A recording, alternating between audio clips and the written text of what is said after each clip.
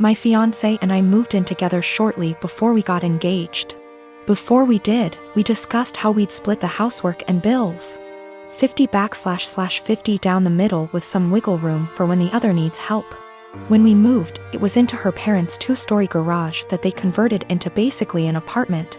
They offered a low rent, $700 total, and pitch in for the electric and internet so we could save money for our own place and wedding. My fiancé earns more than me and that's cool, I'm proud of her. Before we moved in together it always seemed like she was living paycheck to paycheck, and I chalked it up to the apartment she had prior having insane high rent. She stuck to the 50/50 arrangement at first concerning bills, but she missed often and I had to remind her about it. Post-engagement, she's back to living paycheck to paycheck, either missing or very late with her part of the rent monthly. The 2 utilities we pay, groceries, late with her car payment.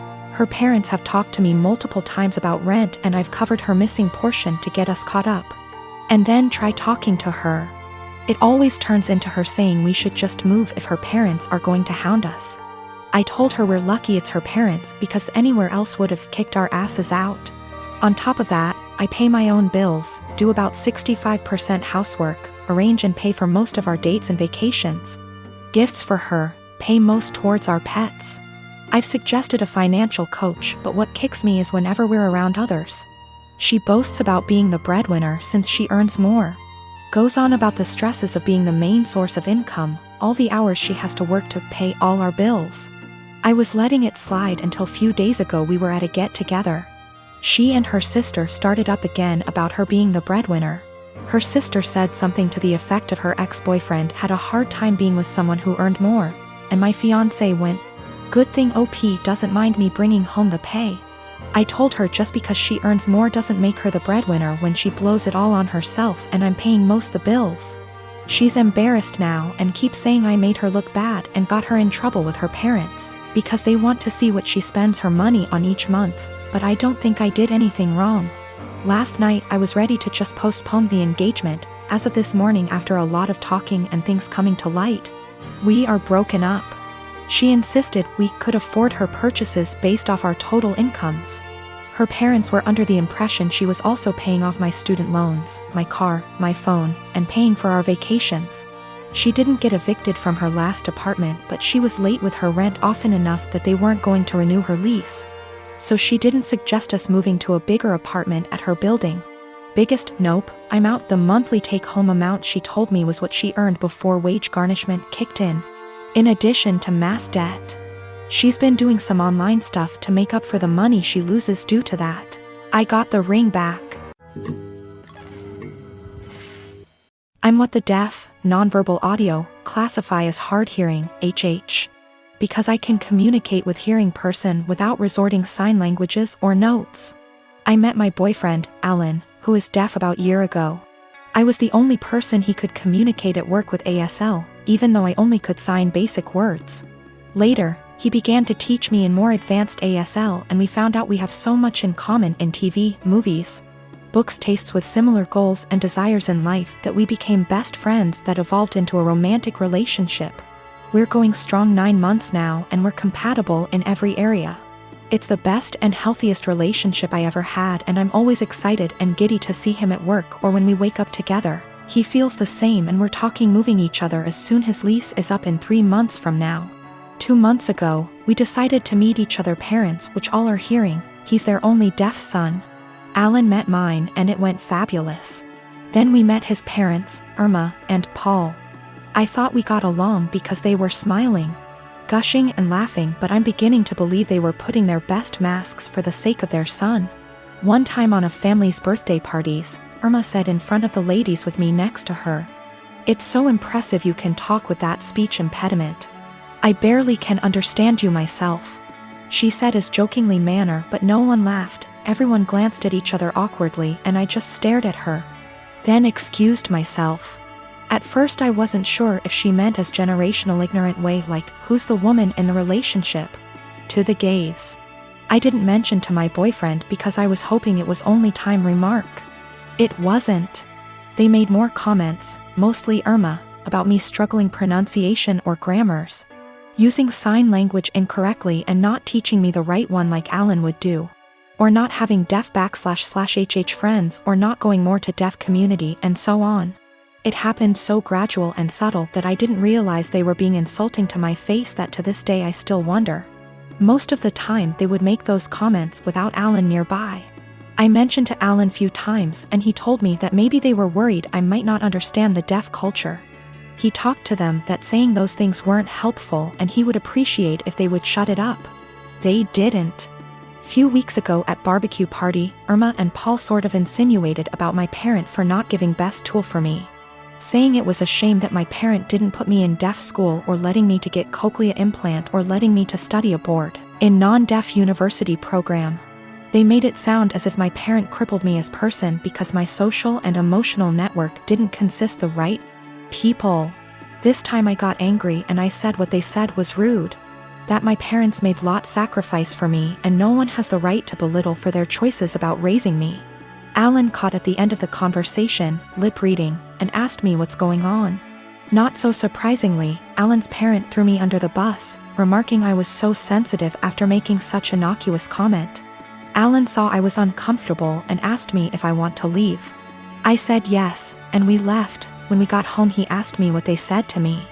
I didn't want to say what his parent told me because it was so ugly to talk about it, but I told him anyway, and he got upset for me. He FaceTimed them and said they shouldn't said that. He told them they crossed the line. They pretended they didn't know what I was talking about, that perhaps I misunderstood, considering I'm hard-hearing, which upset Alan even more. They ended arguing for a few minutes before Alan hung up. Since then, Alan has become desolate and needy. He apologized to me hundreds of times for not believing me what I said before. I told them that he has nothing to apologize because I wasn't sure if they were being snide toward me until now, and I'm not going to blame Alan for what his parents said to me. He told me he's thinking reducing contact with them, but I told Alan it wasn't necessary. He can do whatever he wants with his parent, but that I rather would not go to any of his family gathering or go his parents. He assured he would never force me or put me in that situation ever again. We're closer together than we were, but he's still sad and he no longer goes to his family gatherings or his parents. I find him staring at nothing in particular for long minutes, and his eyes, which used to sparkle, are now dim. I want to cheer him up, but I'm not so sure how to in first place. I just don't know what to do, and I don't understand why his parents are so rude toward me because I'm not completely deaf, considering they aren't one. I am a high school math teacher, and we were creating a schedule for next year and divvying up workloads. I noticed I got almost 50% of the test creation and had 2 plannings missing from my schedule next year, for every one for the other 6 women in my department. There are 8 of us. My department head assigned herself nothing as she is managing and needs every prep. But that's another quibble. I am not the newest and in fact have seniority some of these women, but I'm also not the most experienced, so it's not like these are struggling new teachers who need help. So, I asked why it was divided this way. I was told, well, Ms. Millie is pregnant and the rest of us have families. If you have to stay late, it's no big deal. I can go to my principal and deal with it that way. What they've done actually breaks the union contract. But I really was offended by this. I tried to explain my offense, and they literally stared at me gobsmacked. I actually want to know how to discuss this with them. These are all women who I have previously gotten along with and liked. When the last one, Ms. Millie, got pregnant this year, there have been some conflicts. She is in my grade level. And they made me take on some of her work basically because she had some complications. This I did, but I think planning for me to do more is very different than an emergent health issue. As well as some uncomfortable situations for me, having to participate and buy stuff for her baby shower. When I'm not really into those things, but I did so to not cause waves. A lot of people have advised go to the union, go to the principal, and I absolutely will if necessary. I want to be clear, I'm not worried at all that I'll be forced to work this schedule, but these are my colleagues.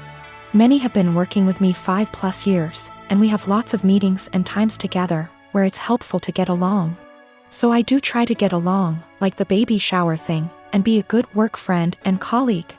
I just want a better way to communicate myself than I had today.